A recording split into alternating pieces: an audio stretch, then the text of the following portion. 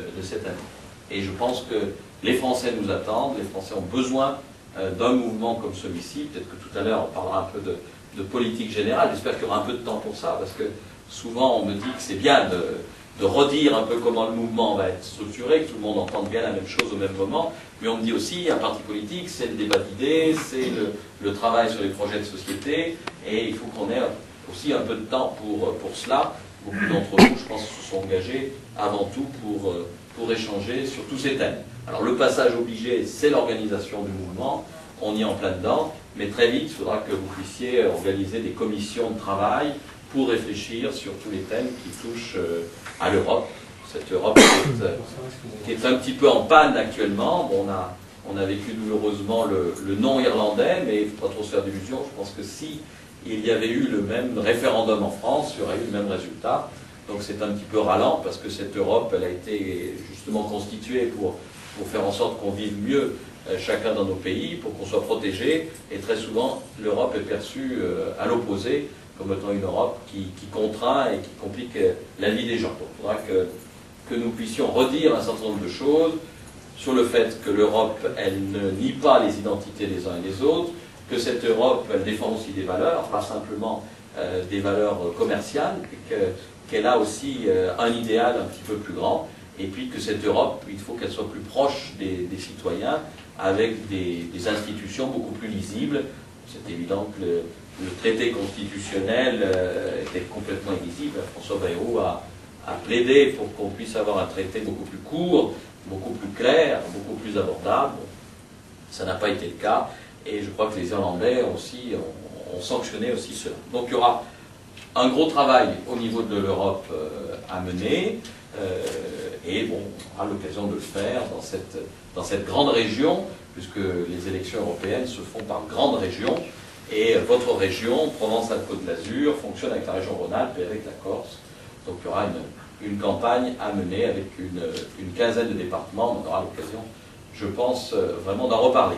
Donc la France, l'Europe et le monde, puisque bon, l'Europe a un message universel à délivrer, ont vraiment besoin d'un mouvement qui soit libre et indépendant. Ce mouvement, il faut le construire bien évidemment tous ensemble. Je crois qu'après un an de présidence de Nicolas Sarkozy, on se rend compte qu'il nous entraîne vers un modèle de société qui n'est pas le nôtre, un modèle plutôt à l'américaine, un modèle, François Bayrou aime bien dire que ce modèle, il privilégie les inégalités croissantes. Il y a beaucoup de réformes, mais ces réformes passent souvent très mal parce qu'elles sont injustes et qu'elles apparaissent trop souvent comme donnant un petit coup de pouce aux plus favorisés et au contraire créant plus de difficultés pour les classes moyennes et pour les gens qui souffrent dans notre pays dans cette période où il y a des difficultés de carburant, il y a des difficultés alimentaires.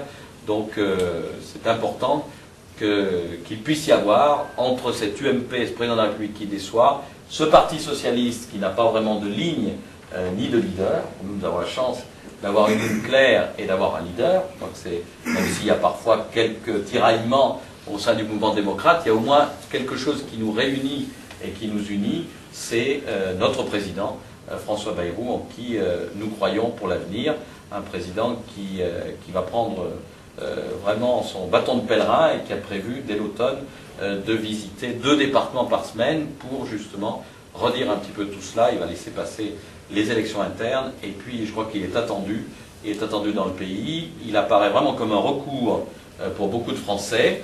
D'ailleurs, la plupart des enquêtes d'opinion le prouvent.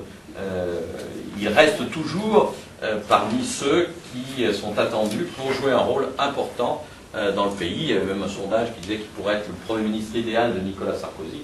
Alors je crois qu'il n'a pas trop envie d'être le Premier ministre de Sarkozy, mais ça montre bien que dans l'opinion publique, il garde quand même une très bonne image et qu'il est très attendu. On le voit moins dans les médias, même si il fait quand même quelques grandes émissions. On le voit moins dans les médias parce que on sait bien que les médias sont détenus par le pouvoir. On l'a vu encore récemment avec un certain nombre de licenciements, de lynchages un peu des uns et des autres, avec cette volonté qu'a le président de la République aussi de réformer l'audiovisuel public. Donc malgré tout, malgré ces difficultés que nous rencontrons, je crois que François est toujours là et bien là, et qu'il faut donc qu'on prépare ensemble à la fois les élections européennes, mais aussi très vite des élections beaucoup plus proches, que seront les élections régionales en 2010 et les élections cantonales en 2011, et puis on reviendra tout de suite avec ce cycle quinquennal, on reviendra très vite en 2012 sur de nouveau des présidentielles, où là, je crois qu'il faut espérer que le résultat nous sera favorable, et puis derrière, des élections législatives.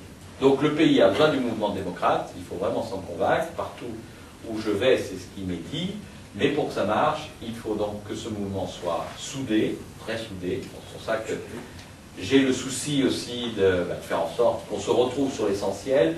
Je sais que ce n'est pas toujours facile parce que nous avons tous des histoires différentes, mais il faut qu'on essaye de construire un avenir commun.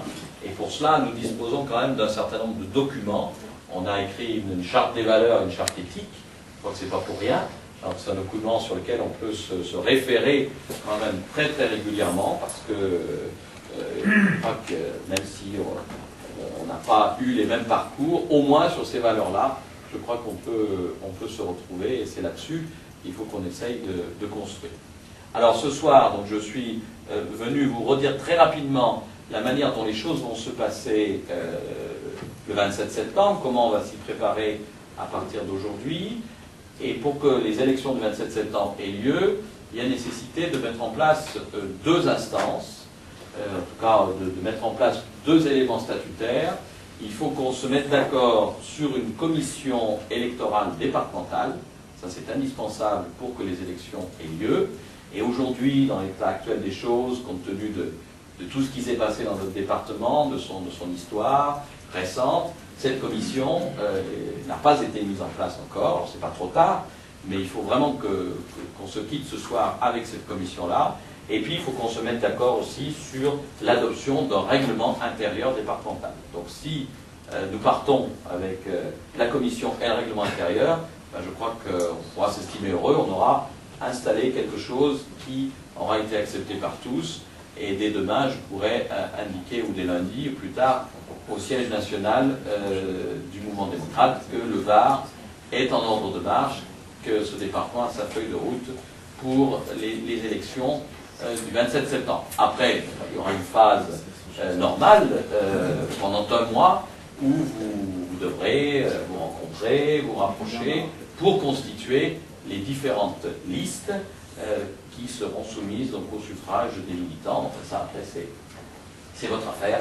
Je crois que dans chaque département, il faut organiser ça.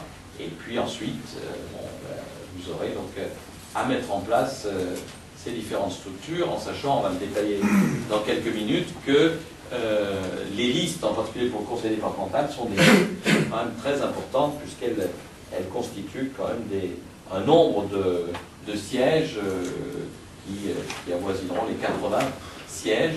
Donc ça nécessitera de faire un gros travail dans le fichier, et c'est ce travail premier que la commission électorale devra accomplir. Alors, ce que je vous propose, c'est très rapidement, on ne va pas y passer trop de temps, mais je pense que c'est assez important qu'on vous rappelle comment fonctionne le mouvement démocrate au niveau national et au niveau départemental. Bon, là, cette présentation a été faite la semaine dernière, justement dans le Rhône, donc je vous propose de la parcourir très très rapidement. Je ne sais pas qui fait tourner, c'est Olivier. Voilà. Alors, en vous disant peut-être juste avant qu'on commence que j'ai été très heureux des rencontres que j'ai pu avoir avant cette réunion de ce soir, avec les uns et les autres. Peut-être que je reviendrai un petit peu tout à l'heure, ceux qui avaient des choses à me dire sur le département.